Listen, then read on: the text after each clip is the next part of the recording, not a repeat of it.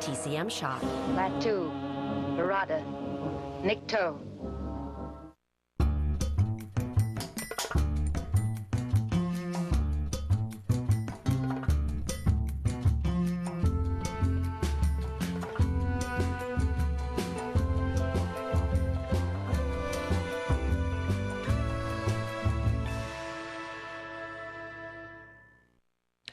Good evening, everybody. Welcome to TCM. I'm Ben Mankiewicz.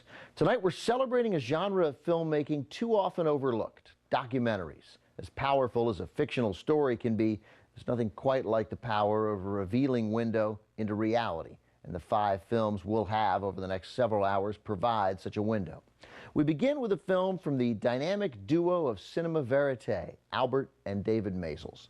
The brothers are best known for their 1970 documentary, Gimme Shelter, covering a Rolling Stones tour, and their 1975 film, Grey Gardens, revealing the dilapidated lives of Big Edie and Little Edie Beale.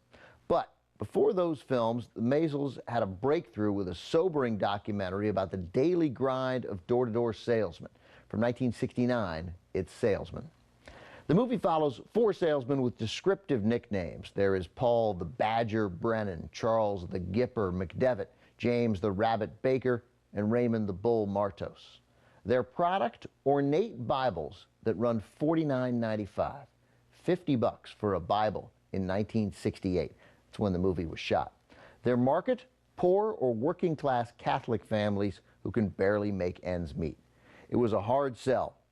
Consider the disdain many people have for telemarketers today. Instead of slamming down the phone, these men show up at the door and face rejection in person. But it was a more welcoming era, and you see the men are often invited into homes to make their practice pitches with calculating charm. The Maysles focus largely on Paul Brennan, who seems to struggle the most with, the selling part of being a salesman. The Maysles were able to capture Brennan's highs and lows with tension and compassion, likely because they had worked as door-to-door salesmen themselves. They shot the film in 2 months, following the salesman from Boston, where the Bible company was based, to Chicago, and then to Miami.